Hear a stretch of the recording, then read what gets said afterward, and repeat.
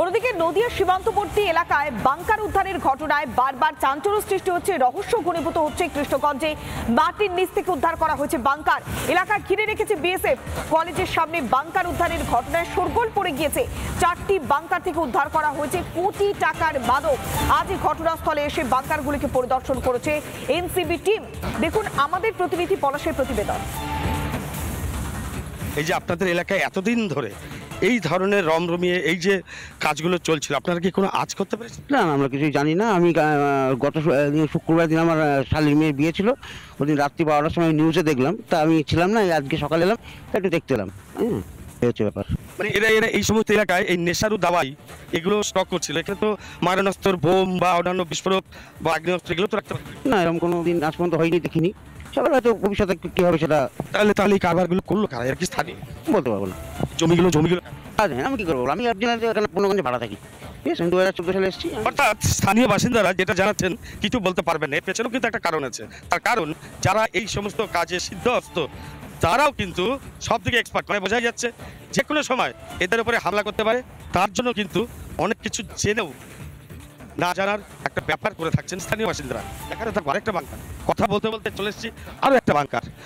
অদ্ভুতভাবে তৈরি হয়েছে এই বাংকারগুলো। একটু ভিডিও জ্বালাই সঞ্জিত, একটু ক্যামেরা ফোকাস করো, বাংকারগুলো দেখাও কি ধরনের বড় বড় বাংকার। এই বাংকারগুলোর ভেতরেই নিষিদ্ধ কফসাপ দিনের পর দিন মজুত করে এখান থেকে অনায়াসে পার হয়ে যেত বাংলাদেশে। প্রশাসন কিছু জানে না, পুলিশ কিছু জানে না, শুধুমাত্র সীমান্তরক্ষী বাহিনী অর্থাৎ বিএসএফ তারা এসে এই সমস্ত বাংকারগুলোর হদিশ পেল।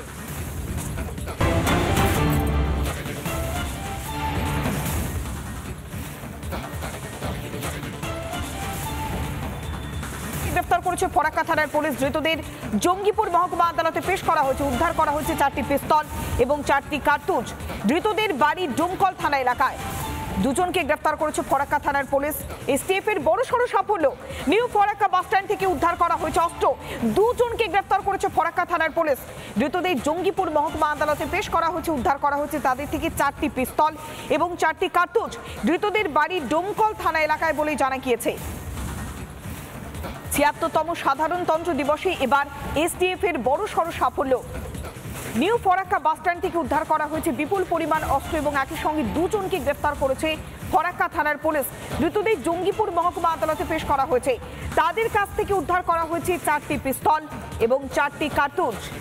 ধৃতদের বাড়ি ডোমকল থানা এলাকা বলেই জানা গিয়েছে এবং একই সঙ্গে তাদের এই জাল কত দূর বিস্তৃত এবং তাদের সঙ্গে আরা কারা জড়িত তাও খতিয়ে দেখার চেষ্টা করা হচ্ছে।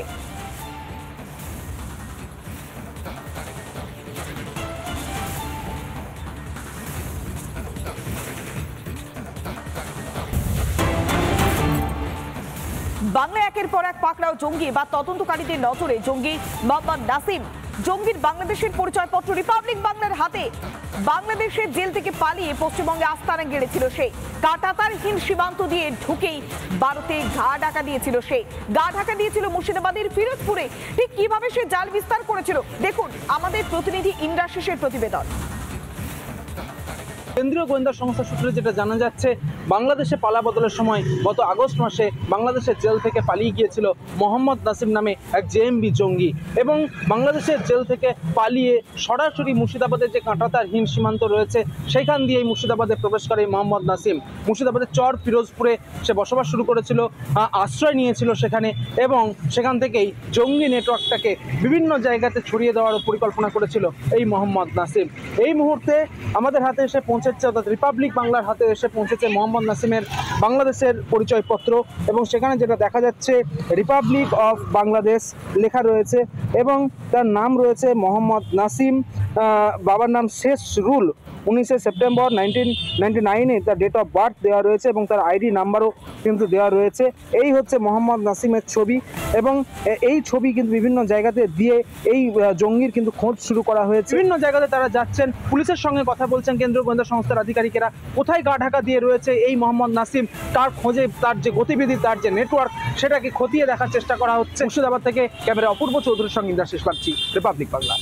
নানা ধরনের কন্টেন্ট দেখার জন্য লাইক করুন, শেয়ার করুন আমাদের ফেসবুক পেজ, সাবস্ক্রাইব করুন আমাদের ইউটিউব চ্যানেল। পাশাপাশি অন্যান্য ব্রেকিং নিউজের জন্য অবশ্যই চোখ রাখুন রিপাবলিক বাংলায়।